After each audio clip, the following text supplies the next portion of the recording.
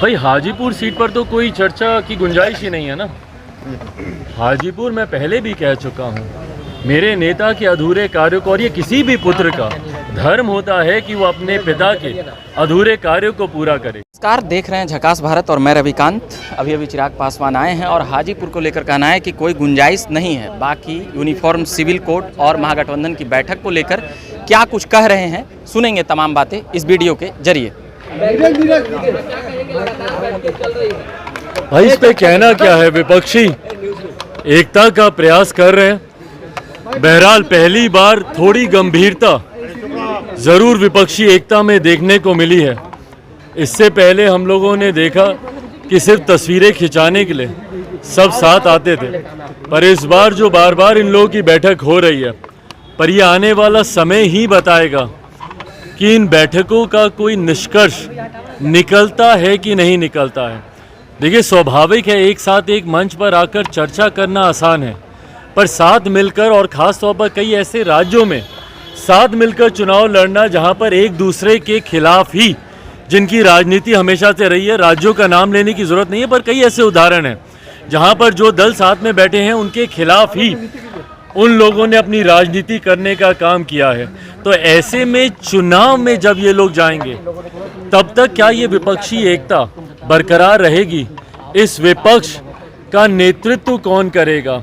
क्या उस पर सबकी सहमति बनेगी? पिछले दिनों भी जब ये लोग बिहार भी आए थे तो उस वक्त भी कुछ मतभेद कुछ दलों के बीच देखने को मिले थे, बट बहरहाल ये आने वाला समय ही बताएगा कि ये विपक्षी एकता इस तरीके से बरकरार रह पाती है या चुनाव आते आते तक धराशायी होती है। सिविल कोड के आम आदमी पार्टी ने समर्थन किया है, वहीं विपक्षी समाज जो है इससे बीजेपी प्रधानमंत्री मोदी ने इसको इम्प्लीमेंट करने की बात कही है। आरजेडी और जेडीयू इसका विरोध कर रही है। आपकी पार्टी का क्या स्टैंड है इस पे?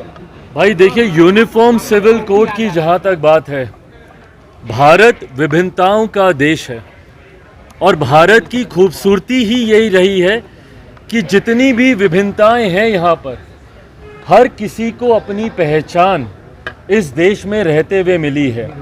ऐसे में जब यूनिफॉर्म सिविल कोड की बात आती है, जब तक इसका ड्राफ्ट सामने नहीं आता, ये लॉ कमीशन की पहली जिम्मेदारी बनती है कि भाई इसका ड्राफ्ट तो दें। जहाँ पर अलग अलग धर्म हैं, अलग अलग समुदाय हैं, अलग अलग नियम कायदे कानून परंपराएं हैं। आप एक ही धर्म में देखिएगा तो कई अलग अलग क्षेत्रों में जाके परंपराएं बदलती हैं और वो उन परंपराओं को मानते हैं। अगर आप हिंदू मैरिज एक्ट को ही ले लें तो अब ऊपर नॉर्थ में अलग हैं, डाउन साउथ जाते जाते तक नॉर्थ में उसके नियम कायदे कानून अलग हैं, रिश्तेदार जनरेशन्स में आप नहीं कर सकते। डाउन साउथ जाते जाते अपने अंकल के साथ आप शादी ब्याह कर सकते। तो कई ऐसे नियम कायदे कानून हैं। आप ईस्ट में जाएंगे, ईस्ट की परंपराएं और हैं, साउथ की और हैं, नॉर्थ की और हैं। तो ऐसे में जब यूनिफॉर्म सिविल कोड की बात आती है तो वो क्या ड्राफ्ट है, जब तक लॉ कमीशन उस ड्राफ्ट को आपके सामने नहीं रखता, मुझे नहीं लगता कि इस पर किसी का भी कोई भी टिप्पणी करना उचित है। एक बार वो ड्राफ्ट आएगा, उस ड्राफ्ट को मैं, मेरी पार्टी पूरी गंभीरता से हम लोग उसका अध्ययन करेंगे और उसके बाद ही उस पर अपनी टिप्पणी देना उचित है। 3 जुलाई को और पार्टी मीटिंग बुलाई गई है इस मामले पे। 3 जुलाई को और पार्टी मीटिंग है। एनडीए की तरफ चले गए, अब तक आपका स्टैंड क्लियर नहीं हो पाया है। अरे प्रभु, ये कोई चर्चा का विषय थोड़ी है कि मैं किसके साथ जा रहा हूँ नहीं जा रहा हूँ। मैंने बार बार इस बात को कहा, सही समय आने पर, आज चुनाव तो नहीं है ना भाई, ना ही कल चुनाव आ रहे हैं, ना ही कोई चुनाव की अधिसूचना अभी आई है। अभी समय है और मैं निरंतरता में एक ही बात को मैं कहता रहा हूँ कि जब चुनाव सामने आएंगे, गठबंधन किसके साथ होगा, यकीनन लोक जनशक्ति पार्टी रामविलास अगला चुनाव गठबंधन के तहत लड़ेगी, पर वो किसके साथ गठबंधन होगा वो सही समय आने पर ही फैसला लिया जाएगा। अमित शाह ने नीतीश कुमार को लेकर कहा कि नीतीश कुमार, अमित शाह ने कहा कि नीतीश कुमार पलटू है, उन पर भरोसा नहीं किया जा सकता है, हर बार पाला बदलते हैं। ऐसे के साथ कैसे सरकार हम चला सकते हैं? भाई ये बात भारतीय जनता पार्टी से बेहतर तो कोई नहीं जान सकता। कितनी बार नीतीश कुमार जी ने उन्हें धोखा देने का काम किया है। तो ऐसे में जब आदरणीय केंद्रीय गृह मंत्री अमित शाह जी ने इन बातों को रखा है तो वो सही बोल रहे हैं इस बात को लेकर। नीतीश कुमार जी ने ना सिर्फ भारतीय जनता पार्टी को, बल्कि हर उस गठबंधन को और अपने ही हर उस नेता को धोखा देने का काम किया जिनका साथ लेकर इन्होंने आगे बढ़ने का प्रयास किया।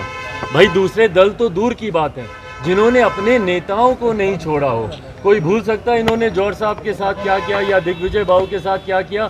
या शरद यादव जी के साथ क्या किया, या इनकी अपनी पार्टी के नेता आरसीपी जी जो आज इनसे अलग हुए हैं उनको किस तरीके से इन्होंने प्रताड़ित करने का काम किया। समय समय पर अपने स्वार्थ के लिए गठबंधन को बदलने के लिए जिस नेता ने घटक दलों को धोखा देने का काम किया, तो ऐसे में उनको आईना ही दिखा रहे हैं मौजूदा गृह मंत्री जी। एनडीए की तरफ से ये चीजें चर्चा चल रही है कि चिराग पासवान चाह रहे हैं कि भाई हाजीपुर सीट पर तो कोई चर्चा की गुंजाइश ही नहीं है ना।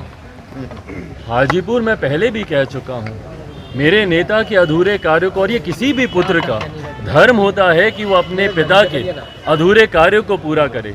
ऐसे में जब आज मेरे पिता इस दुनिया में नहीं है तो हाजीपुर की एक बड़ी जिम्मेदारी है जो कि पुत्र होने के नाते मुझे निभानी है।